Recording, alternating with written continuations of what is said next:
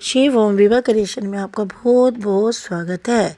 श्री नागेश्वर ज्योतिर्लिंगम भगवान शिव का ये प्रसिद्ध ज्योतिर्लिंगम गुजरात प्रांत में द्वारकापुरी से लगभग 17 मील की दूरी पर स्थित है। इस ज्योतिर्लिंगम के संबंध में पुराणों में ये कथा दी हुई है।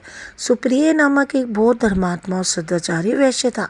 वह भगवान शिव का अनन्य भक्त था। वह निरंतर उसके आराधना पूजन और ध्यान में तल्लीन रहता था। अपने सारे कार्य वह भगवान शिव को अर्पित करके करता था। मन वचन कर्म से वह पूर्ण शिवचंद में ही तल्लीन रहता था। उसके इस भक्ति भाव से दरुणा नामक एक राक्षस बहुत क्रूर रहता था। उसे भगवान शिव की ये पूजा किसी प्रकार से भी अच्छी नहीं लगती थी। वह निरंतर उस बात पर प्रयत्न किया करता था कि उस सुप्रिय की पूजा अर्चना में विघ्न पहुंचे। एक बार सुप्रिय नौका पर सवार होकर कहीं जा रहा था। उस दुष्ट राक्षस दरुणा ने यह उपयुक्त अवसर देखकर उस नौका पर आक्रमण कर दिया। उसने नौका में सवार सभी यात्रियों को पकड़कर अपने राजधानी ले जाकर कैद कर दिया। सुप्रिय कारागार में भी अपने नित्य नियम के अनुसार भगवान शिव की पूजा व आराधना करने लगा। अन्य बंदी यात्री को भी वह शिव भक्ति की प्रेरणा देने लगा।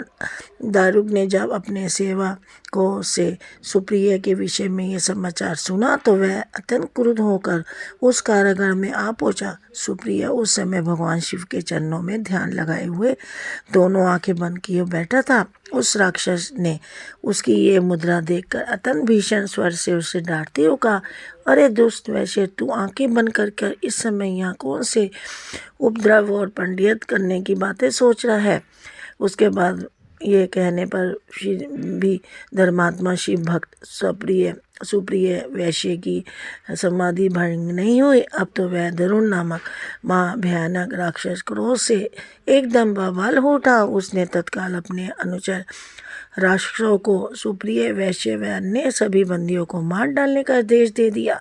सुप्रिय उसके इस आदेश से जरा भी विचलित और भयभीत नहीं हुआ।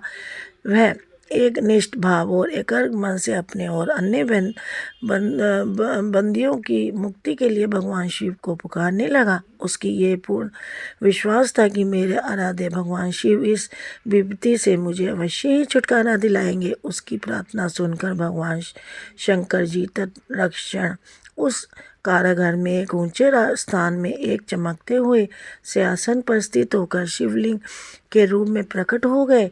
उन्होंने इस प्रकार सुप्रिय को दर्शन देकर उसे अपना पशुपात शास्त्र भी प्रदान किया। उस शास्त्र से राक्षस दारुक और उसके सहायकों को वध करके सुप्रिय शिव धाम को चला गया। भगवान शिव के आदेश अनुसार ही इस ज्योतिर्लिंग का नाम नागेश्वर पड़ा।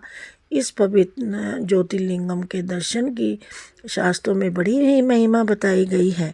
कहा जाता है कि जो श्रद्धापूर्वक इसकी उत्पत्ति और महात्मा की कथा सुनेगा वह सारे पापों से मुक्त होकर छुटकर पाकर समस्त सुखों का भोग करता हुआ अंत में भगवान शिव के परम धाम पवित्र दिव्य धाम को प्राप्त होगा। जय शिव शंकर भगवान की जय।